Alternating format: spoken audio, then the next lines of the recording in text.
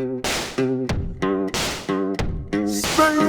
Action Podcast! With your hosts, Chris Carson and DC and Shama.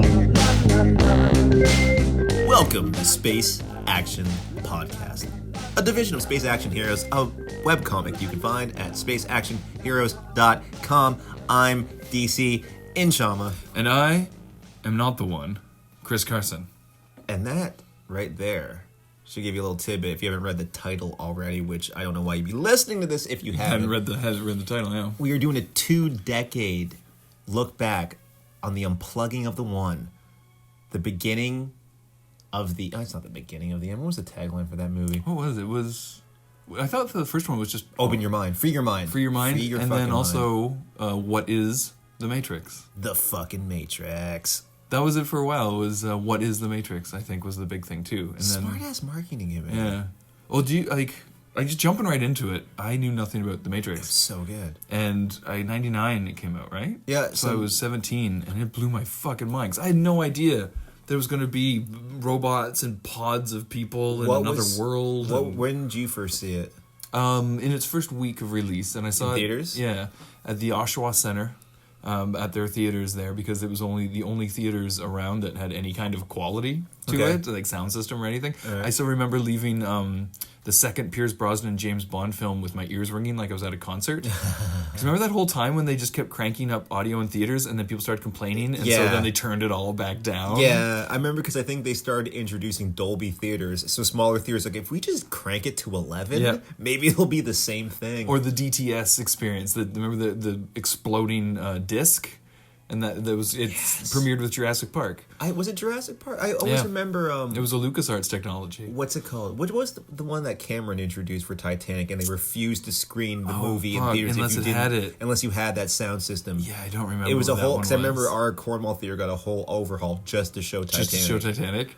The Lindsay Theater from my hometown got an overhaul to show Jurassic Park because they had the same thing. Yeah. And all it was they shipped a CD that had some additional sound effects on it. That's literally all it was. That's why the logo is DTS on a CD, and the CD explodes. Oh, that's too funny. And literally your ears are bleeding. I think it's a joke on The Simpsons where they go in and the THX.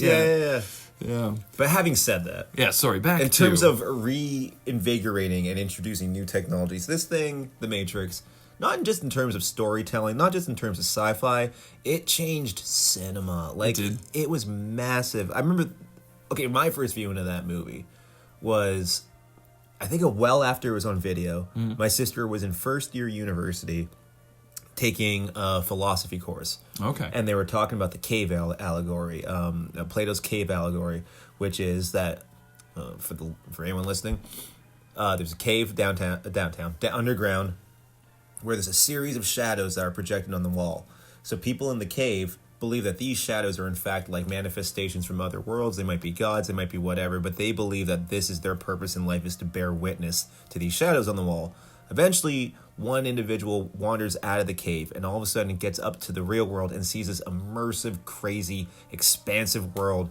And there's tree branches. The tree branches are in fact getting light cast through them and casting shadows in the cave. Okay. So we're not seeing a reality, we're just seeing a version of reality, projection of the reality. Yeah. So this guy goes back down the cave and tries to tell everyone, like, no, open your eyes, there's a bigger world out there, but no one wants to listen to him. So to explain that to them, her professor suggested everyone watch this new Keanu Reeves kung fu shooting movie called The Matrix. And I was like, Jesus Christ, really? The fucking pleather movie with the... Yeah. It looked ridiculous. Like, guys in suits, white dudes in suits doing kung fu. With tiny little glasses. It looked so stupid. So we sat down and we're like, fine, fucking watch it. First 40 minutes. What year would this be? I was about... She was in first year university, I want to say. Still 99, but maybe... Later on? Yeah, because it came out spring 99. It's early summer. Mm-hmm. So maybe this was like November that same year. How long did it take for videos to come out? Oh, back then it was like almost a calendar year. Because movies would stay in theaters for a good 3-4 months. So it might have very well been 2000 before I actually saw it. I just remember we went to her... we're at her apartment in Montreal. She had one of those old tube TVs with the VCR like built right in. You mean that thing right there? That's the one. We were right next to a one of those things.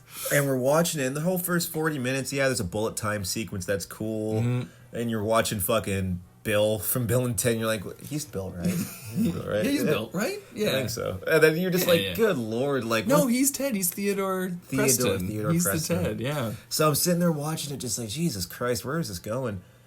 Second they get to the mirror scene, and they introduce all the characters. Yep. And he pops out of the pod. Me and my sister literally started screaming. Yeah. Like, freaking Yeah. the fuck out. Like, no! We had to pause the movie. Yeah. Because, like, literally just we're pointing at, like, random pods being like, that's you, that's mom, that's dad. Oh, my God. It was such a mindfuck for a 12-year-old to conceptualize the idea that, like, oh, yeah, your 5 senses are just electric impulses sent from your nerves to your brain. If someone was able to intervene on that highway in your brain, you could totally hijack someone's senses. You wouldn't know anything that's going on. And what you just described is essentially what the theater was doing. Except no one could pause it. Everyone was just like, what? I wish I saw that in theaters. It was a trip because they were really clever about it, because back then I would have watched all the trailers and shit for it. I was a huge cinephile and would have downloaded it, but they just kept it so sparse. It was like, it's just a kung fu movie. Mm-hmm. Just a kung fu movie. What's the Matrix? It's crazy, right? I don't even think they showed the quote-unquote real world. Like, no Sentinels, nothing. No Nebuchadnezzar. Nothing. Like, it was so well handled. Yeah, all they showed was in the Matrix. So it was like, what is this weird green movie with kung fu in it? What is this? No kung fu. And I don't know why I saw it. Like, I think I just started hearing, like, oh, you gotta see this movie. I was like, oh, okay. Yeah. And then went, and it was... I do remember that scene of him waking up. You're like, wait, what? Yeah, your head explodes. And I can't think Or as soon as that little creature shows up, too, in his stomach. And you're like, wait, this is... something's fucky here. I can't think of another movie that has done that since then. Where, like, it became this...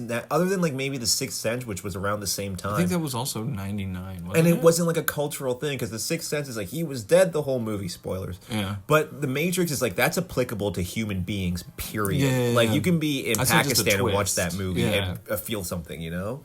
And then I liked nowadays, like looking back on the Matrix, that the idea that the machines picked the late 90s as the apex of our civilization, because it kind of was. It was. Now, I know. I've been watching a lot of 90s documentaries. I'm like, dude, that was like the last hurrah for creative arts. We were, again, going back to last week's podcast when I mentioned watching Vice. It's like 2000 was when everything started becoming evil. And things were evil before, but the 90s were this great little decade in North America. The 90s felt like the last part. It was like the 4 a.m. party before everyone had to go home. Yeah. You know, and the 90s felt like you have two choices right now. Two pills right now. The world can go horribly or really well, and then end up going horribly. Do you want the creative wild man or the fucking Walmart? And everyone picked the Walmart. Yeah, everyone picked the fucking Walmart. Yeah.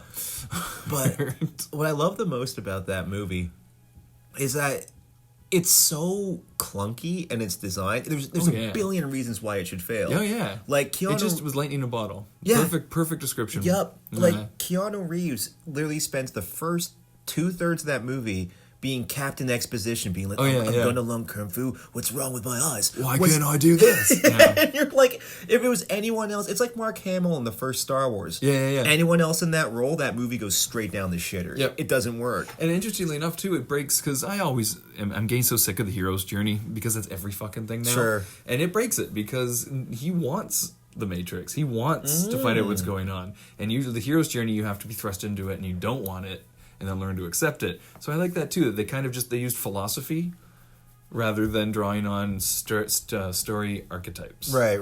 And that's kind of the problem with the next two Matrixes, but we'll get into that. We'll get there. Yeah. I don't know, that first one to me, it's like a perfect slice of cake. Like, again, like, it should be ridiculous. The second you're putting a bunch of dudes in suits and making them do kung fu, Wire Fu. What's his name in the stunt choreographer? Wu Young Ping. He did Crouching Tiger, Hidden Dragon, and I think that's all I can say. He's like one of the most acclaimed choreographers for kung fu. Like the Wachowskis had to track him down, like through emails, like scour. He was just working on was it just Korean movies, or I think so, mostly just like Eastern Asian and like kung fu movies. But the best part was like the dude was like, I don't want to do it, straight up. And so what he did is he requested an exorbitant fee, really, and they were like, sure. And he was like, okay. And then he wanted to back out, but still he's like, but the only way I'm going to do it is if the cast does a rigorous training exercise. Like, yep. And they're like, yep. So didn't they do 6 months or something? It's from I just watched the quick documentary. It was like October through March. they were just doing, and like not just like, you get up and literally every fucking day they were doing training. And I'm like, that commitment shows, man. Like, they look like they know what that's why your disbelief is so suspended when you watch that movie. Yeah. Like, I think that's why it feels the way it does, because there's an intangibility to rough productions. yeah. There's something about when a movie goes well, you're like, this feels thinner somehow. And Yes. in an intangible way, it feels thinner. The amount of insanity that went into make The Matrix does kind of make sense. Yeah. It's so much hope just, like, put on the shoulders of these two directors who made, like, what else? Bound? I think was the only other movie. And that's the Jennifer Tilly one, right? Yeah, Bound. There's more. I know there was more. Usually we have, to our listeners, we have resources available to us, but we're sort of podcasting somewhere right now where we don't. But that's why we need like a live stream going while we record these things. Sweet. But I think there was something else. There was Bound and something else the Wachowskis did. Right. But Bound is the one that kind of bound them into relevance. That was the one that was kind of like, okay, you're qualified enough to handle this thing. You have Jennifer Tilly lesbian scenes, so yeah. That's what qualifies. That qualifies it. And that got her Bride of Chucky. Ooh. Ooh. Yeah. Oh, that's a damn shame. And then they invented a little hilarious behind-the-scenes story. Not really, though. Is Bill Pope this was his career-creating movie too, and then he parodied himself when he did Team America: World Police because they do the Matrix shot, the bullet time. Yeah, they do. But then they invented bullet time, which I think is extinct now. Because now they just render everything in a computer. Now they just CGI. They take a picture of you from every angle and they build like stick you in. 3D into the stunt Matrix. double. Yeah. But that technology, even that, just using stuff that was pre-existing, old technology, and just reworking it. Was like a couple hundred still photography cameras just going in a circle, and it's there's three major ones: Trinity at the beginning, Neo on the roof, and then this Agent Smith subway fight are like the three big ones in the whole movie. Yeah. And that whole scene is introduced like a Clint Eastwood Western, even the knuckle cracking. And like that. Yeah. God damn it. It's great, man. In terms of just being like, we're going to literally make an anime into a movie. Pretty much. Like, but steeped in philosophy. So much philosophy. And you know one thing, on rewatching it, the one thing, and this is like a nitpick that bugs me, is I don't think the fist-swinging swooshes have aged well. No. Yes, I noticed that too. I noticed that too when I watched it. Oh. And like also like a lot of like, I guess it's because again they're actors who just clearly came out of a half-year training regimen. Right. But like their Bruce Lee noises they make when they like Larry Fishburne's chewing the fuck out of that. Jesus Christ. Yeah, he does. He really does. I gotta mention though, like going against type, like Larry Fishburne's kind of just doing his Boys in the Hood, like he's the smart guy who he's fucking the mentor. He's the mentor character. He's the Obi-Wan. Yeah. But Carrie-Anne Moss and fucking Keanu Reeves, like Keanu Reeves was at that point was like Point Break. He was Speed. The dude, bro. He was the dude, bro. But wait, like, was he Dracula at that point? He was Dracula at that point. Yeah.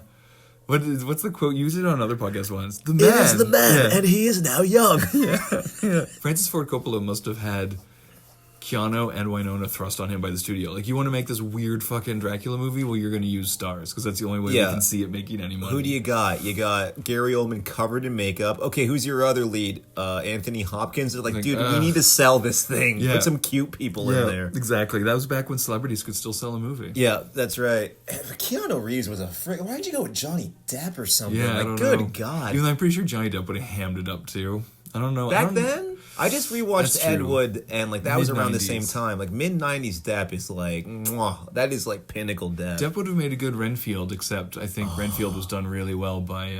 Well, you can't take Tom Waits Tom out Waits, of any yeah. occasion. Yeah, like, I don't know, any role that you put Tom Waits in, like Ballad of Buster Scruggs, or even... Ballad of Buster, he's come so on, fucking good like, as the Prospector. Exactly. As a quick aside, I watched The Dead Don't Die, the new Linklater, written and directed by... It was atrocious. It felt like a high school film, not even a fucking student film. Would you rather watch that again or Boyhood? I've never seen Boyhood. Oh, you lucky bastard. I've heard that. That's why I keep hearing, and that's why I don't watch it. But I feel like I'm still watching that movie. was it Linklater or Jim Jarmusch? I'm not sure. It may have been Jim Jarmusch. Fuck. When you said the title, like it sounds a little. The Dead Don't Die. Yeah, that sounds more like a Jarmusch. I think it's Jarmusch, and he wrote and directed it, and that's to his detriment because it does. It's one of those movies how when you watch it, you can see the script in your head, and that's never a good fucking sign. never. But that's kind of his thing. Like none of his movies feel like they're just natural. They all feel like plays. Here's the thing. Adam Driver can't act. He can't. He just can't. And Bill Murray can't act. Like, he can be Bill Murray. But I think Bill Murray has trouble when he actually has to play a character who isn't just Bill Murray. He's gotten more limited. Like, if you look at, like, Scrooge compared to, like, Zizou, he's kind of, like, limited himself a little bit more. So having these two play off each other is just so bad. But there's a great scene in it where Tom Waits is walking... Did I say? Yeah. Yeah, Waits. He's walking through an anthill. And I just had a great thought, which ties into the Matrix of... Imagine these ants... and the way they experience the world around them and their input and how they perceive the universe. Tom Waits walking through their giant 5-foot ant colonies is in no way perceivable to them. That is so beyond their comprehension. Sure. So I thought, well, what's the Tom Waits to our ants? Okay. You know what I mean? Okay. Like, what's the so beyond our input of reality that we don't even know it's there? Because there's got it, like, to assume we're the top tier of intelligence and ability to perceive the universe is from what really I've been told, arrogant. Kanye West. Is it just Kanye West? I think it's Kanye. But I thought that was a great concept and just the philosophy of what's our fucking Tom Waits. I'd love to write a philosophy book called Who's Our Tom Waits? That sounds like his biography. Yeah. That sounds like his fucking biopic. But I'm not a spiritual or religious person at all. But to say that we're the top tier of consciousness is so beyond It makes ridiculous. me laugh. I was thinking about that today when I drove up here. And just the idea of, like, I've thought about it multiple times. I think a lot of people like to think we're at the top because it's kind of a backhanded compliment to yourself to be like, I'm part of the best species on the planet. Cavemen thought that too. Yeah, exactly. People thought the same thing when they thought the Earth was the center of the universe. Yeah, so exactly. Chill the fuck out. Yeah. But having said that, you know who was phenomenal? The perceptions of Carrie-Anne Moss. And she was really good. And then she got the Christopher Nolan movie because of this. She got Memento. Oh, snap, and she's terrifying in that flick. I need to watch that again because I've heard that it's, when edited in order, it's one of the worst movies ever. I'd imagine. It'd be like watching Pulp Fiction in order. Super boring. Yeah. Even though Pulp Fiction, I think, would still be engaging scene for scene. But I've heard without that hook of discovering it all backwards, it's just the worst story. The plot twist would happen at the beginning. It's just a guy showing up and people fucking with him, and then he shoots a guy at the end, basically. Well, and also you'd figure out right away that, like, oh no, I'm just deceiving myself, so I'm going to make myself believe whatever I want, and then 2 hours of him doing that thing. Yeah, exactly. But I don't know. I've seen her in interviews. And she's so adorable. She's such a sweet... I think she's also Canadian. So you have two Canadians leading this fucking movie. Yeah. Because I always think of her... there's a movie that came out, a zombie flick called Fido, that came out a couple... I remember that, with the collars on all those zombies. Yeah, and... I can't remember his name, the comedian. Scottish guy, long hair. Oh, Billy Connolly. Billy Connolly. The fucking El Duce himself. He was the zombie. He was the zombie. Yeah. And she's such a sweetheart in that movie. She's like this Norman Rockwellian G-Shucks mom. And then you see her in The Matrix, and she's like, dude, I dialed in, psycho, yeah. Like, Princess Leia is, to me, Princess Leia and Ripley are like neck and neck for like the sci-fi queens of just badasses. But Trinity's a close third, man. It's because of those other two movies. It's like it's because of the damn second, third Matrix that she's one of the best. Like, granted, those movies aren't great, but she's one of the strongest characters in those two movies. No, but I think that's why we always forget the Matrix. Why we never put it in lists along with like a Star Wars or Back to the Future and shit like that. It's total Star Wars material. Oh, like the first one, I agree. The trilogy, like it definitely. I don't know. To me, like. The first one is so good. There's nothing that can drag it down. But the second one is so bad. It gets so bad so instantly. But, like, again, like... all the CGI Neos.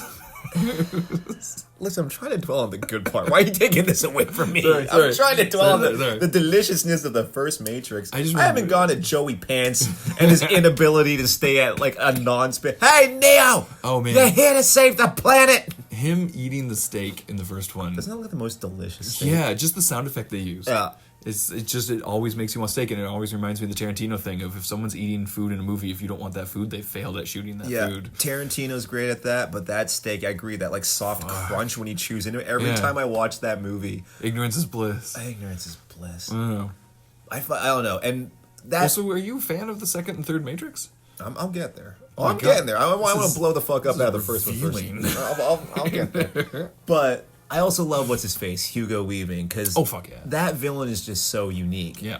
He's like this cold cow. He's almost like the Terminator crossed with Bruce Lee. Yep. But what I love the most about Smith is that he's so non-agent. He's like, I fucking hate people. Yeah. So much. He hates his job. Yeah, It's the smell. I just want to be deleted. I want to Yeah. become obsolete so I can get the fuck out of here. I hate this place. And then he gets copied like a virus. It gets very convoluted. But again, I guess we'll get there. We'll get there. What do you think about what's his face, Tank and Dozer? Like all the peripheral Nebuchadnezzar crew. I have no problems with them. I think they're fine, just sort of background characters. Considering most of them get wiped out in one scene. But it was weird that did he like negotiate for too much money or something to be in the sequel? Apparently, I don't know the name of the actor. That dude was kind of hard to work with. So they just made it his. He died at some point between the first and second which film. is so brutal because Tank. Dozer, right? Yeah, his older brother Tank, which always bugged me. I'm like, okay. No, Dozer's his older brother. Tank. So he's the younger one. The one that lives is the one that lives. He's Dozer Hispanic, first of all. And his brother's black. That always drove him. Like, did the Wachowskis know how fucking genetics work? Do you think maybe, though, they were brothers in the real world? And then when they woke up, how is they one were of them just like 100% black and he's like... Do you think that they use, like, in the Matrix, do you think they're putting two pods together and then taking the babies No, from because those two there's pods? a line where he's like, we're 100% pure-born Zions. Oh, right. They're born of natural conception. They were never in the Matrix. Half-siblings? Maybe just down in Zion, like as we saw. Didn't it's just, think anyone would notice in 1999? and that's what bugs me the most about that movie. For like, they tried so much to go for representation in terms of like the crew being this multi-ethnic cast, but like, Do they ever say they're blood brothers? he says we're brothers, we're purebred. Maybe he was adopted.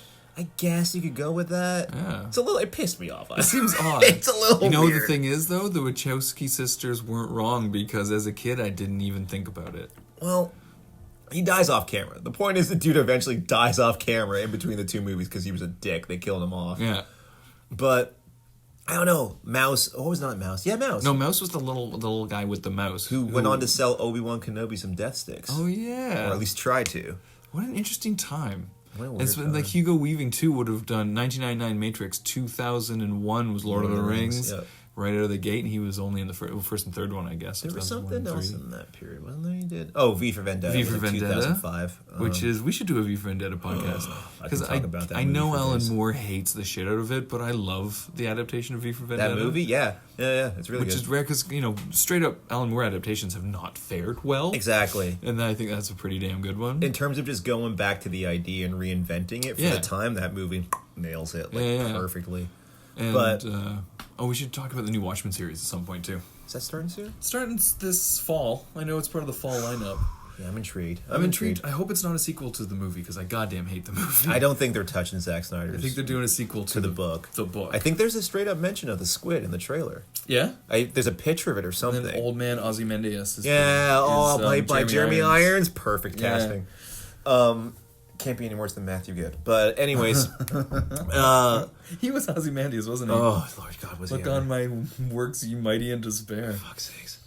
The one thing that I love about this movie the most, because as an H.R. Giger fan, just the return to biomechanics. Oh, yeah, it's very Giger inspired. Oh, the pods, the sentinels. Like, I love the aesthetic of the machine world. I like the Yeah, idea that everything was machines awesome. evolve to the point where, like, we no longer are confined by the constraints of, like, we have a budget, we have to use these metals. Like, what would happen if machines were allowed to think creatively? Yeah, just do what they would do. They wouldn't look human. Yeah, the idea Yeah. was that the design team looked at like perfect organisms that haven't evolved over millions of years. Yeah. Because they figure like squids and bugs, they haven't changed because nature reached its apex with And this didn't design. need to. Didn't need to change Crocodile it. hasn't changed in how many millions Exactly. of years? So like they were just like that's what machines would build. They're no longer confined by gravity or fuel or any of that shit. So they can just build perfect organisms. And I love the design of the Sentinels. It is pretty awesome. I love the design of the machine world and the thermal. It's got coral reef. Yeah, which is these yeah, weird yeah. bugs scurrying on you. You're like, what the fuck? Do you remember the Silver Snail used to have all the Sentinels set up? Oh, do I ever? Back before they moved for the stupidest reason ever? Yeah. Yeah.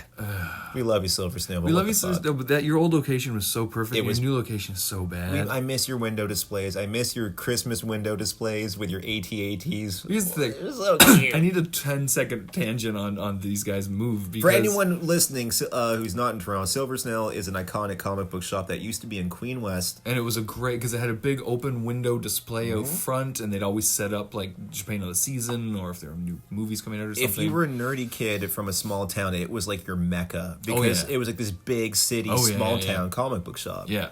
And then they moved. I don't know why they moved. I don't know if they had to or if they thought it would be better foot traffic to move to Yonge and Dundas, which is essentially Toronto's wannabe Times Square. Yep. So people visiting, it's just a tourist intersection. So tourists aren't going to be like, hey, let's go check out a comic book shop that's now up a flight of stairs and there's just a little rickety sign out front indicating they're even there. Yeah. And then people who would frequent it all the time prior aren't going to go down fucking town to Yonge and Dundas. We all hate that neighborhood. We all hate that intersection in particular. We all hate because it's trying so hard to Let's be get Times a bunch Square. of comic book introverts to go to one of the most popular intersections in the city. The most insanely irritating places to go in Toronto. Let's stick a comic shop. So I don't know if they were just relying on tourist traffic, but I've gone in there a handful of times since it moved, and it's always empty. Yeah, same. Just dead empty. And no wall of sentinels. So no wall of sentinels. Fuck that. Yeah. Because those sentinels were awesome. There was so many of them. So they had like cool. 10 or so, just all squiggled and inner. Yeah, it looked like woven. What's they call it, the Hand of God sequence from the third one. Yeah. You know what else I love about that first one too? On a final closing note, before we veer into the second, third. into the fucking sequels, I love the way Rage Against the Machine ends the movies and everything. That movie is a parable for the technology that was impeding on humanity that we were not ready for. This false world where we build avatars of ourselves online in this community and just turn into like the weirdest versions of ourselves. There's no accountability anymore. Like, and in a weird way, like in terms of like people being canceled in this day and era. The way Morpheus is like, you die in the Matrix, you die in the real world. You can kill someone's career with the Matrix these days. You can start a petition to get them fired from their job because of a bad tweet. Exactly. And then they lose their home, and then they're on the street, and then and lose also their Medicare and die. And going back to what we're saying about, the 90s were kind of like the last hurrah for like artistic types and fucking creative thinking. I think it was the last hurrah for the Western world. Yeah. That movie really is just like, I love that line where I paraphrase it all the time, where Morpheus says, some people are so reliant on the system that they will fight to defend it. Yeah. And that movie was so ahead of its time. I'm just like, some people are so dialed into the Matrix that they don't even know that they're in it. That and they're defending something atrocious. They're defending people who are literally sucking their resources to sustain themselves. You know, like there's an upper class here that doesn't give a fuck about the lower class, that takes all your money and hard work. But they tweet hilarious things. Oh, yeah. He talks the way I think. Exactly. Yeah, I'd like to grab a beer with that guy. I'd like to grab a pussy with that guy. 2 weeks in a row. Boom! I'll say it till I die. Fuck that clown. Fuck that orange-headed clown. He said it. You voted for him, y'all. Which, and this is strictly a personal perspective, fuck that clown brings us to Matrix Reloaded and Revolutions. Okay, so when those came out, I was immediately disappointed. I'm throwing that out there. I didn't have any interest. I remember one of my friends was like, "Hey, that Matrix sequel came out." I'm like, "Oh, the sequel to the Bill and Ted costume movie?" Yeah, it was like Back to the Future 2, where it was only like 8 months apart or something. Yeah, one came out in the summer and the next one came out like I think November. I had it the was poster really on my wall. quick. Yeah, because back then they didn't think a direct because the only movie that succeeded at having a direct like cliffhanger was really Empire Strikes Back at that point. So they were worried about it. Every fucking movie kind of aped that formula though, like the standalone, the middle cliffhanger, and then the big battle finale. Third one, yeah. And I don't know why they went that route with that movie. I guess Star Wars. It didn't fucking need it. It didn't make any sense. Like the journey of the one to me was just like, no, just unplug more people. Yeah. Have Neo in the background. It got way too convoluted and arguably too confusing because it's not like one of those. It's not like a Zack Snyder movie where it has the illusion of confusing, but when you think about it, it isn't. The Matrix is genuinely confusing, steeped in a lot of insanely deep research of like fundamental aspects of humanity and philosophy and thought and etc. And it confuses the fuck out of me. By pure virtue of that fact in that movie, between like the Merovingian, the French guy, the architect, the old councilman on fucking Zion, Morpheus, there's several scenes in that movie where characters just have to sit you down and tell you, and even then explain it's not shit to you. Clear. Like I'm not a fucking genius by any stretch of the imagination, but this movie takes a lot of research that they don't offer up freely. Like, they will sit and talk at the camera for 5 minutes, and you still have to go, okay, who's this character representing? Right. Okay, gotcha. Right. What I did like about that movie, just because... Anyways, yeah, when it came out, a friend of mine recommended, he's like, oh, dude, you gotta go see the next Matrix. Holy shit, the opening alone with Trinity jumping out the building. What was the opening of this? The Neo's Vision. vision. Yeah. He starts having visions of the future of Trinity dying. Because they Jesus Neo. And I get that, like, the Jesus parables made sense for the first one objectively. And the second one, they go a little too far with it. When he's getting actual powers outside of the Matrix. And you're like, what? Oh, No. I forgot about that. No. And he's literally wearing a cassock. Yeah. And you're like, no. There's elements in those second and third ones that I feel like if you took them out, it could make a solid sequel. If you combine them, but like it's too much over 2 movies about a bunch of peripheral characters that you don't care. I'm sorry, Jada Pinkett Smith. I'm like, oh yeah. I'm like, why are you here? Like, you're interesting to look at. Your character looks cool as shit, but like, I remember, like, because again, this would have been right at my age appropriate, because I would have been just hitting like 20. Yeah. And like rave music and shit was all the thing to do. And even at that age, I was like, wait, so the future of humanity just raves in a cave? The best part about that scene is whenever, like, you know, like Council Han is up there and he's giving this, like, you know, eulogy for all the people. It's all a Zion. There's like old and young. Yeah. The second that orgy starts, it's all just sexy, sweaty, like wet t-shirt girls. But it's like, what happened to all the people that were? Why is this dude just whipping his gross wet Wouldn't treads it be around? more like a Mennonite colony than anything else? Yeah. Why is it because I think it was just stylistically to ape the first film's nightclub sequences. It was. But it wasn't appropriate. So much so in the third one we had to add some titty twisting in an S&M club. Oh yeah. You know what I'm saying? Like and the sex scene between Neo and Trinity. I remember the second one was one of the first movies that they started releasing on IMAX. Remember that became a big thing, like when they actually shot it on IMAX film. Yeah. So I had to see Keanu Reeves' ass like 6 stories tall. That pissed me right off. I remember it was fuzzy. I just remember it was fuzzy. He's really fuzzy? Yeah. Well, he's naturally hairless everywhere else. That's true. I guess it's got to go somewhere. It's got to go somewhere, man. That's the thing. I'm a fuzzy little fucker, but none on my butt. Not on your butt? It's like one or the other. I'm half Asian, half black. All the hair I have is on my fro. That's all I got, dude. But that movie, I remember when it came, I do like the idea, like when it came out of there's going to be these twin ghost things. We're going to go into like the idea of like... They look so cool on the ads. Yes! And then when you found out like they were rogue programs, that's, again, there's nuggets in there like, this is a cool story, but it's just executed so sloppily. There's too much shit. Vampires? So, this is how much of a Matrix nerd I am. The architect implicates this at one point. So there's been several different versions of the Matrix.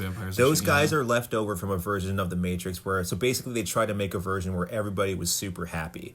And no one, they all rejected the program, so a bunch of crops died. So instead they went the polar opposite way. They're like, let's just make a nightmare version of the Matrix. So it was just like ghouls and vampires. In the movie? I think it's implicated in either, remember the Enter the Matrix video game? Okay, and then the Animatrix. Or the Animatrix, one of the two, because when that movie came out, they jumped on the Lucasfilm bandwagon of building a bunch of different... that game played like a beast. It was like fucking tank controls and shit. It was remember the way they ran? It was so sloppily done. It was so sloppily done. But you're like, well, it has the story in it. We have to know. We exactly. have to see this to get the movie. Yeah. You have to know why Ghost is there. And it's like, I don't give a shit about Ghost. I tried so hard to play that game. He has one line in the movie. Yeah. I don't fucking care about Ghost. I'm sorry. I'm sure the actor's a nice guy, but like, I don't care about Ghost at all. Animatrix, though, was amazing. I really dug the Animatrix. I think it may, in a lot of ways, be better than the Matrix, the first one. I just like the Renaissance, the first and second Renaissance. Yeah, those were really good. I don't really remember the other ones, but those two were so good. It's worth watching the Animatrix. You know, I'll admit I just endorsed it so blindly, but I'll admit it's been a long time since I watched it, and I just remember liking it more than the details of what happened, because the Renaissance one is like that's the super anime one with robots. It's very smashed around. It's very Todd McFarlane-esque. Yeah, very Spawn. Oh, it's so good. Oh man, you know what we should do as yet another aside? The HBO Spawn series is fucking amazing. Oh, that's cool. It's from like the 90s. Oh. And it's just a pure adaptation. The way like the X-Men cartoon would make the X-Men comics. Oh. It's that, but done by HBO and based on the Spawn comics. Who plays Spawn? The voice of Spawn is, I believe it's Maid Marian. I'm sorry, the fucking animated series. The animated series. I thought we were talking about live action one. I do remember this now. Yeah. And I believe it's Maid Marian who plays the voice Keith of, David? I think he's the voice, yeah. I love Keith David. The movie can go fuck itself. It's the worst thing ever, that Spawn movie. Fuck. Did it come out in 96? Can we talk about that? The effects are great, but the rest of it, good lord. I like the design of the costume. Oh, the cape looks like it's... No, not the CGI cape, but just the actual his suit, costume, I think looks really cool. If they actually pinned a real suit on, like cape on him, it would have looked awesome. Yeah, the CGI cape is out of control. No, that I do not like that movie. Speaking of out of control CGI. Oh, we're talking about The Matrix now? Remember that fucking Burly Brawl where it turns into a video game cutscene? Yeah. Do you remember they were talking about how they built like 3 or 4 miles of road for this epic road chase scene? Come on, that freeway chase is sick. I will not hear a con word about their freeway chase. They peppered in so many CGI people into it, though. It bugged the shit out of me. Like when they jump on the hood of a car and it was just the CGI, like PlayStation 2 looking guy going boom. Like, oh, look at that real car with an explosion happening under the hood and it flipping, and then this PlayStation 2 quality thing I can jumping off the car. But like, still, I remember watching the documentary of how they filmed that. If you look at that shot specifically, so what you got going on in that shot is a car that has an imploding hood that sucks in whenever the guy quote jumps on it. It flips. Has a, what do you call it? A pneumatic pipe that shoots out the back to make it flip. If you look closely behind it, the car behind it has I forget what it's called. It's a little jackknife of a ramp that cars drive over on the one side to make them flip. So the car behind it flips over. All this happens simultaneously in one fucking shot. No, I will not argue that the choreography. The sausage dude looks terrible.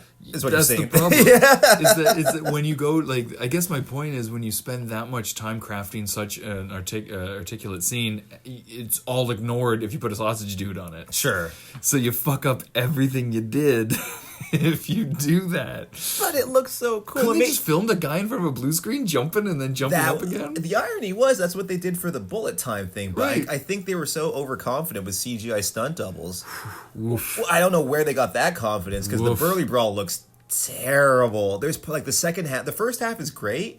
And then the second half, once he pulls the pipe out of the ground. Oh god, yeah, the transition actually. The camera goes past, I think, a Smith, and he goes from Neo to fake Neo. It's when he starts twirling in the air. Yeah. I remember when I watched that scene in theaters, it bugged the shit out of me. Like, why is there a perfect 6-foot pole just sticking out of the earth? It's not a fence post. It's not a T-ball post. Did he summon it with his Neo powers? Like what? And again, the parameters of the Neo powers don't really make sense in that movie. They're not really locked down. He's got the force, like he pulls the size off the wall. Then I'm like, why can't you just like knock the Smiths over with your telekinesis? If you can manipulate the Matrix. It's just whatever worked for plot convenience, basically. And doing a Superman thing. In the first one, you could dive into a dude and just explode him. Right. Why didn't you just do that to the agents when they showed up at the start of that? Because it was a standalone film, the first one. They had to scramble to figure out how to make 2 sequels because it made a ton of fucking money. I guess. Yeah. No, I mean, The Matrix was never intended to have sequels. It should never have, no. It shouldn't have. It was just that ending of like, I'm free now, I'm going to free everyone else. Ba-na-na.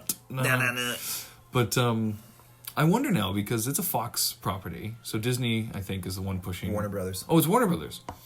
Warner Brothers, if anyone at Warner Brothers is listening, before your 4th Matrix movie comes out, which is now in pre-production, can you just go back and reanimate those people? I'm sure they have the money for it, too. Right? Yeah. And then just because you just fix that atrocious CGI... And the movies, I don't really like movies. It goes up a grade already. But it does go up a grade. It goes from, in my brain, from like a D to a C minus. Right. With those fucking fixing those effects. That movie, now that I'm thinking about it, because I just remember Seraph, who's a great character. I love the idea that the Oracle has like this protector who's this cool kung fu dude.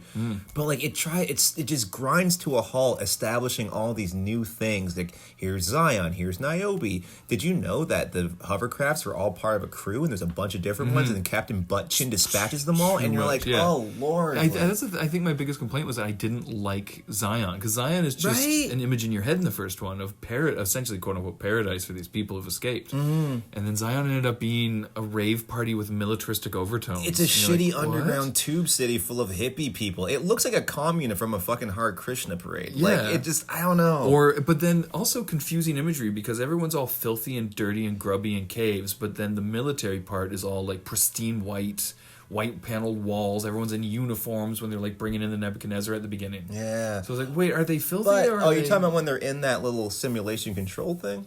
Yeah, when they're See, I always chalk that up to they're in a little matrix of their own. Yes, because the code you notice is blue. So in the Matrix, the green code is them interpreting the Matrix, hacking the machine Matrix, right? Oh, okay. So the blue is the construct. That's where like Neo trains with Morpheus and all that shit. Wait, so those poor people who were freed from the Matrix and like, well, Jim, we need someone to traffic control in these ships. So they shove her back in the fucking thing. Yeah. Maybe it's just easier for the software interface to control all the doors and shit to plug them in. Yeah. That's the only thing I could come up with. And at least make their office a little nicer. Like, give them a house plant or something. They're sitting... THX 1138 environment. But, I don't know. There's facets of that movie that I like. Again, I like the idea of, like, programs going rogue. Mm-hmm. The Smith's return always confused me a little. Okay. Because he was just a program, but then he came back as a virus. So he was a corrupted program? So what happens is, and it's kind of cool because visually it's very subtle, but I always liked it. So... at the end of the first movie, whenever Neo jumps into Agent Smith and deletes him, his program code is meant to go back to the source, but he couldn't. He was compelled to disobey. Oh, it's a little free will exactly. popping in there. So basically, if you look at the one is essentially like the remainder in long division, right? The Matrix works perfectly except for this one dude who's able to bend the rules. He's like this one equation that fucks everything up. Okay. So what the architect tells him is like, okay, your job right now is to go back to the prime code and reinsert yourself. That fixes the Matrix. You pick 23 individuals and you restart this cycle all over again. We wipe out Zion and it becomes a whole new cycle. And it's done time and time and time again. It's done over and over again. So the longer he's outside the Matrix, the more the equation is getting fucked up. The way the equation's compensating is by making more Smiths. Okay. So instead of a one, you have a many. Right. And you can tell because Agent Smith, one, can unplug himself. He takes that earpiece out, so he's no longer part of the Matrix. Two, his suit starts becoming black, like Neo's suit. It's no longer green. And then he goes into a real world dude at one point. Which never made sense to me. That's where I really started to be like, are you fucking serious? I guess he just copies his consciousness onto them. It doesn't make any sense. It's like, odd. how can a digital thing go into an organic body?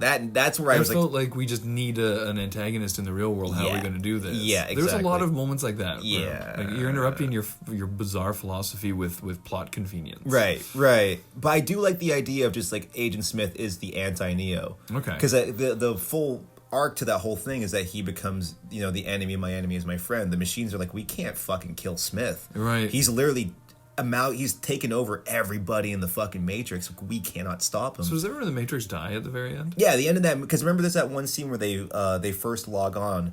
They don't go into the Matrix in that movie, in the third one, until like the last half hour. And it's all Smith. And they're looking at the screen and the code's all fucked. They're just like, what is going on in there? It's because Smith is just killing everyone. So all those pods are being flushed out with bodies. I always wanted to see that too. It's just flush. Yeah, flush, like flush. the way they suck Neo out. It's just everyone's dying. So the machines are like, dude, we have to stop this program. And then I guess the overall concept at the end is that they restart the Matrix, but with people knowing they're in a Matrix and getting to choose if they want to be in a Matrix. I think it's left ambiguous. It's left more ambiguous than that? Or did the cycle just repeat? Is that how it's always gone remember down? It was called The Rise of Neo. There was a video game that followed. Because I was really dialed into the online community. There was a whole thing. It was really interesting. So you could build an avatar and actually participate in this online Matrix game that was on the site. Okay. And it was kind of cool because the servers all of a sudden, like the game developers started spooling out secret messages, like in the first movie, like on your computer screen. People start getting messages from Neo, implicating that the one has shown up again. He's back again. And it's the cycle's about to begin anew. So I think the whole, again, because we're the next cycle? Yeah. And that was the story of the last cycle? Well, there's also the kind of insinuation in the third one that the real world is also the simulation. That's how Neo controls Sentinels. Is that it's just a yeah. simulation within a simulation to keep everyone happy, so they don't know that they're actually in a That's a computer depressing fucking. Right? So I wonder what the pods look like in the real. It would be great if world. they just got there and it was floating squids and just nothing conceivable, just like people screaming as they were like latched to walls. You know what always bugged me from the second to third film is that the woman who played the Oracle died, and they cast another elderly black lady to play the Oracle. But then she didn't die in the movie, but in the next movie she was like, oh, something fucking happened to me and I had to come back in a new body. Yes. Why would she come back in the exact same body but slightly different? Why wouldn't she, if she was going to come back as an old black lady, why wouldn't she be the exact old black lady? So why wouldn't she come back in a completely different body? Why wasn't it like a teenage Asian kid or something? Yeah, I know, You know what I mean? that's definitely a fault of the director to try and cast an actress who was... It was pretty much... I think that was for audiences. So why even mention it then? Because they recast actors all the time. I know. So Or they could have just given her dialogue to Seraph, like her bodyguard. Like, he could have taken over. That one always kind of bugged me. Like, it's one of those things where a real world thing fucked it up. Yeah, you know, like... But I mean, the Marty's girlfriend is different from Back to the Future 1 and 2, and they don't mention it. Yeah, Maggie Gyllenhaal in Dark Knight. Yeah. You know? Just cast another actress. Why draw attention to it if you're going to... You know what I mean? I don't know. I will say this, though. The one thing that was so great... The Matrix 2 definitely had that prequels downfall to it, where it set up all these amazing possibilities. I remember in like those 8 months between 2 and 3 talking about with my friends, there's a speech that the Merovingian's wife, Monica Bellucci, gives, where she's like, oh, he was once like you when we first got here. So people were like, oh, was he the original one of the nightmare dimension? Was he the one that had to free the original 23 and start a vampire zone? Yeah, or even like the old man who's like hitting on Neo. Do you want to go down and see the water filtration plant? Yeah. How tall are you, Neo? Do you bench press? That old guy. Everyone thought he might have been an old one. There was so many, or like the Indian dude who's being led away from the table. There was so many cool potential ideas that second movie and just. Well, the third one was just a 2-hour fight scene essentially. Like there wasn't a lot of plot in Matrix Revolutions. The thing I hate the most about the Matrix Revolutions is that it's Return of the Jedi through the lens of there's even he starts at Jabba the Hutt's at the beginning. Exactly. There's that whole like botched rescue scene. Yeah. And then they rescue him, and then Luke has to go off on his solo endeavor. It's weird how Star Wars it gets. Yeah, it's too much. I'm like, you guys literally just play for play did Star Wars. And then this is what I'm talking about too, about how like unlike Zack Snyder, their concepts make sense and are a little too depthful without explanation. Is that the entire thrust of his character is to save Trinity, and then she just dies in the third one. So you're like, okay, so you're saying something with this, but I'm not getting it because you're not being clear. They kill her twice in 2 movies. Twice. So I get it. Who's this representative of? Is it some like ancient fucking Indian goddess who was resurrected and then died right away or something? Like I know it's something, but I don't know what it is, and so it just ends up being confusing. It's really confusing and irritating. I do love, I don't know. The one thing I will say about the third one, because I guess we're on the third one now, there's not much else we got about Reloaded, right? And the third one is pretty much just a fight scene. It's just a battle for Zion and... I like the dog scene. The dog? The dock. With the mech machines? With the Avatar, James Cameron machines? Yes. The design of those robots is stupid. I just don't get why you wouldn't... Because they have hovercrafts. Yeah. Why wouldn't you just have a hover gun per person? Yeah. Instead of this walking, clunking thing that can get knocked over. I never understood I will never naysay the craftsmanship behind these things, because for as bad as the CGI people were, the CGI... robots, machines were fucking amazing. It's so cool. And that whole Battle for Zion is great. Like, if you took that out and just made it like a 40-minute short film called The Battle for Zion. Yes. Awesome. Yeah. I'm in. This is great. Giant drills dropping into the bay, and then like a swarm of sentinels comes in. Insanity. It's so cool. The giant base monster at the end that blind Neo talks to, is that the architect? I always thought it was supposed to be. But in the real world? No. Or in the quote-unquote real world? The architect is a program that's kind of like the programmer who designed the Matrix along with the Oracle. So what's that thing's supposed to... I don't know why the machines have a god. He's named the Deus Ex Machina. Yeah, he was, wasn't he? Yeah, he very much is. Why he takes the form of a giant baby also kind of bugs me. You're a machine. Why would you replicate, 1, a human, and 2, a baby? Like, how does that make any fucking... Why would you just have a big screen with a sound bar on it? Like, I don't understand with why... a super bassy voice, which is straight out of fucking Mass Effect. It's so silly. Yeah. It's so fucking silly. But Yeah, God. So he goes and talks to God, and what does God do for him? He just sends him back. Like what? He plugs him in. He plugs it. That's where he gets plugged in. He gets plugged in and then again. saved for later. Yes, presumably, Implied. Thomas Anderson is saved for later. Yeah. But, like, the whole arc of that movie where it just becomes he has to stop Smith, it's convenient. Like, you did put those pieces in motion in the second one. God needs to stop the devil with Jesus. You know what I'm saying? It's a little on the nose. It all takes on a different flavor, too, because I never realized that Matrix was supposed to potentially be just another Matrix, or Zion was another Matrix. Yeah. I never realized that they even implied that. Because it doesn't really make sense unless Neo's a wireless telephone. How the fuck did he stop the Sentinels? Because I thought it just got so far up its ass with the Christ imagery that he was just starting to become Christ. Oh, the walk on water shot Right. where he's walking, the pools are coming out from his feet. Like, so, oh my God, he can do this in the real world. It just, there's Did he ever, but did he ever affect physical things or just machines in the real world? In the real world? Because maybe he just was programmed into there. Did he have like a microchip in his head kind of thing? I think the implication is that because he's the one somewhere in his real world physical form, he's part wired into the machines. That's why he can stop Sentinels and for some reason have his consciousness project into a fucking subway station with Bruce Spence. I never understood that part. I never will understand that part. But it does make stupid little Indian girl. I fucking hate that. Hello, Neil. Are you okay, Neil? His name is Neo, little girl. It's not Neil. Stop fucking calling him Neil. No, we got it. We only have a day on this location. And then that Indian dude that from the fucking restaurant, that mystifying character, he's just a dude. Oh yeah, he ended up just being a dude. Just being a dude. He's a program who fell in love, and you're like, oh, go fuck yourself. Yeah. Trying to give me this metaphor of like, hey, us and them, other people can fall in love too. It's like, fuck you. The first one was so cool. It was so simple. You're reliant on a system that does not give a fuck about you. Universal. But they try to go for this fucking religious anthropological and too much bullshit. of a mythology. I was like, that's the third one. The chinks in the armor just didn't start to show. They tore right the fuck open. Yeah. And I'm like, this is preachy as fuck. And I get that you can interpret it in many ways, but I liked the idea, and now that I know that it absolutely isn't the idea, I'm a little more bummed out, but I like the idea that we were the next Matrix, that this trilogy was the story of the last Matrix, and us as an audience watching the Matrix was the new Matrix. I always thought that would be neat, but then that's not it. I always thought the perfect ending, especially after the second one, they implicate this has happened dozens of times before.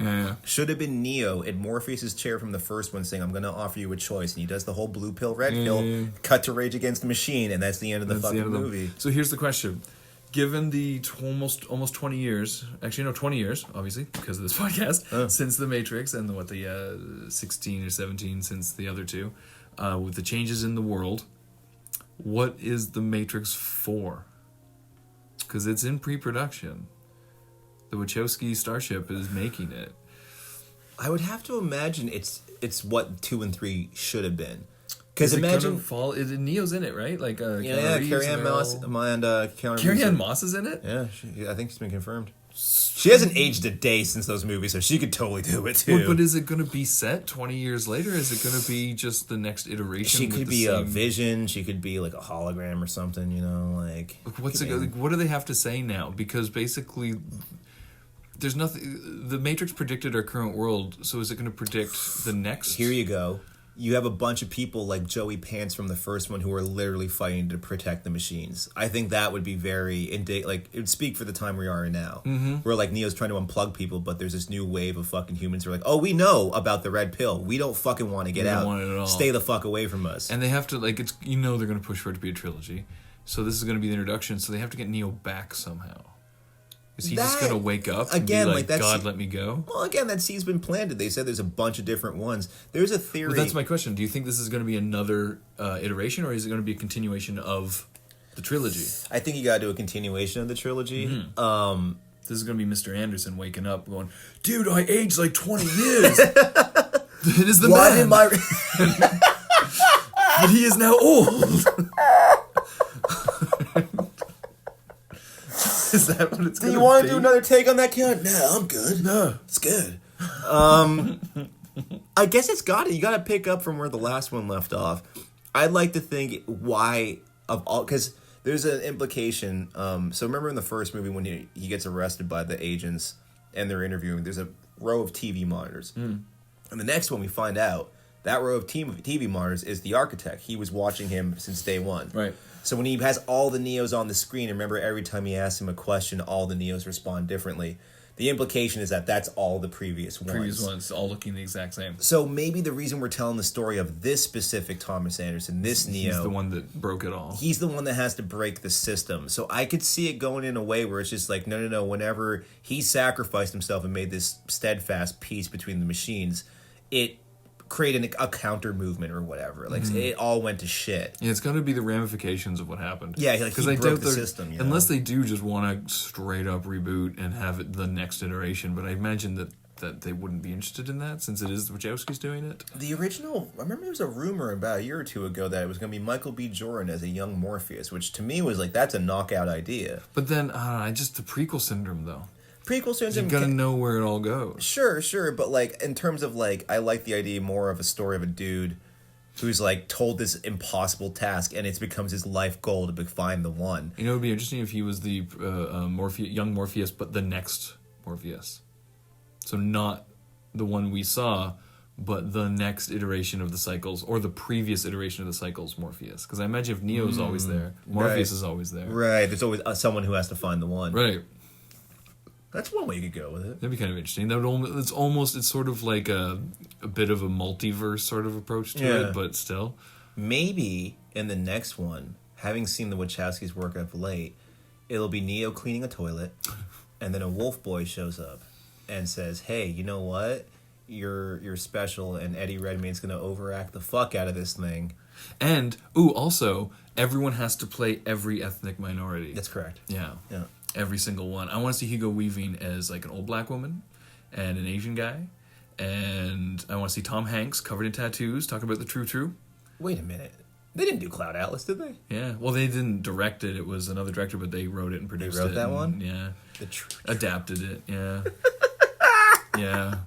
And they filmed segments of it as well. It was like a co-production between them and the director of Run Lola Run. They had a similar thing with the V for Vendetta. Yeah. Like they kind of co-directed and shit. Yeah. Okay. We're coming to, I think we're up to an hour here, but I want to cap this off, unless you have more. I don't know. Like the sequels, I think everyone is unanimously just like, bleh. They're not great. It's a slog to get through them. Visually, I think they're fucking really well done. I think there's a lot of stuff like between the car chase, the dog scene. There's a lot of stuff in there where I'm like, this is just science fiction pulp. It's so good. Yeah.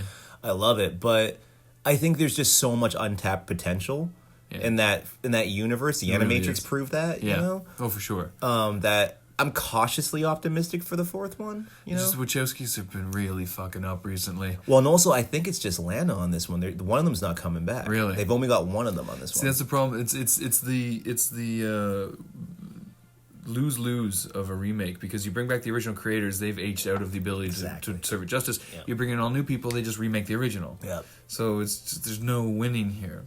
On that note, did you hear it's been announced this week that BSG's coming back? Really? They're doing a reboot. They were attached to... Bryan Singer was attached to a movie version of it for a really long time. Thank God that didn't go anywhere. That fell apart. Scaring what he's done with Superman and with fucking Young Boys. I'm kind of glad that never I imagine he would just be like, no, Spacey's... Did you hear that Spacey's accuser died mysteriously? Wait, what? Yeah. The guy that accused him of being inappropriate with him during a massage in like 2016 or 15... died mysteriously today. They have, well, not mysteriously, I guess mysteriously objectively, because they haven't released how he died. Did Frank Underwood shove him in front of a That's subway? That's what I'm wondering. Has he gone so far down the Underwood rabbit hole? You saw that video, right? That last one you did? Yeah. Hi there. Yeah, it wouldn't surprise me. It made no fucking sense, because it's like, dude... But yeah, Spacey lost his mind, and I get that he's probably a little bit of a rapey dude. He seems creepy as fuck. Yeah. But seeing him portray Frank Underwood as Kevin Spacey's, or Frank Underwood character, it's like, do you not understand your own character? Yeah. He's evil as shit, and he's guilty of everything he's accused of. And, like, you know, even just from a real-world perspective, I'm like, bro, why would you go that route to defend yourself? Right. Like, that ain't So right. weird. Like, you're like, that's... No one's gonna watch that and be like, you know what? I love House of Cards more than I love molestation. Yeah. So... Yeah. I want to just say quickly, because this will only only be interesting to like a handful of people, so everyone bear with me. But in high school, we did a project where it was like a round table of actors talking about stupidity. And it was just a bit, like a gag, and I played Keanu Reeves. And so every time the camera would swish pan to me, I'd just be going, and then it ended with me going, "The Matrix rocks." But as we were cutting it all together, I went to high school with Alicia Purritt, who was a Power Ranger in one of the Power Ranger series or something, and she was in commercials and stuff. And I never knew her or anything, but it was always known in the ether that there was this actress that was getting famous that we went to school with. And so just because we were dickheads, we dubbed over, instead of Keanu Reeves, we said her name. And so now it's Alicia Purritt is going like this dumbass idiot, and apparently it really, really upset her. She apparently wasn't happy about that. So if in any way, shape, or form Alicia Purritt ever listens to this podcast, I am sorry. I didn't know who you were. We were just making fun of a name that we heard of at school and probably jealous of because we weren't getting as famous as you were. Let's be honest. I know you're out at conventions for Power Ranger stuff all the time and stuff, but on the off chance. Sorry. What series was she on? I have no idea. I just know she was the pink Power Ranger in something. I think it was the pink one. The pink Power Ranger mantle comes with a weird sense of responsibility. What's her face? The one who played the first one. In the ones we grew up with. Yeah, she's like in Young and Dundas Square busking now. Really? Yeah, well, at least a couple years ago in the pink Power Ranger costume. Did you? I imagine you never really watched Star Trek Voyager, but two interesting things. The girl who played Cass on Star Trek Voyager was arrested for like screaming violent nudity. Apparently, she was just running out naked and attacking. What's people. Violent nudity? Like you whip out your tits? Just attacking people. Oh, okay. And then the girl from Smallville. Remember that show Smallville? Kristen Kirk? No, not her. The other one. The little mousy blonde journalist friend. She ended up being implicated in a that abduction thing, sex trafficking. Yeah, that I do remember. Yeah, and then Kristen Krug was like, apparently Smallville was like a front. Yeah, for which explains how that show stayed on the air for so long. So fucking long. So I wonder. That's horrifying. You know who didn't do that? Wachowskis. That's true. Matrix. They did not. They did not. Is it? What are the odds that both brothers would be actually women? Do you think one jumped on the bandwagon after the other? And then one was just like, well, I feel like a woman too. Like, I hate my wife, and that seems awesome.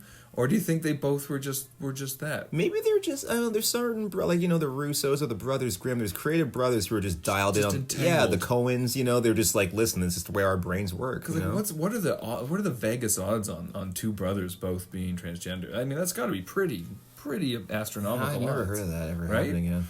It's crazy. Well, good for them. Good for you guys. Yeah, do whatever makes you fucking happy. It's just I'm wondering about the odds. Yeah. On that note, do it up. What are the odds that you will hit that like and subscribe button? We'll see if they're as astronomical as the Wachowski sisters. I guess we'll find out. I think they just said the Wachowskis now. I loved the idea. They made the joke once, but it didn't seem to stick that they should be Wachowski Starship. Which I think is the funniest thing. That's the greatest thing ever. Oh, I'm calling them that from now on. Starship. That is brilliant. Join us next week, guys. We're going to be back with looking back at 1994. 25th anniversary of the year of 1994. Just what happened that year, what we were up to, what movies we saw, and blah, blah, blah. I know Shawshank's in there. There's a solid Spielberg in there, too. Is there Tarantino in there? I think there is. 94 is a ridiculous year for movies. We'll get a little info on it before we start talking. And until then, thanks for listening, everybody. And we'll see you. Wait, what's the last line of The Matrix in the first one? I'm going to show these people the world, something that you don't want to see. I'm going to hang up this phone and fly away. Dun, dun, dun, dun, dun, dun, dun, dun. Doing his Superman thing.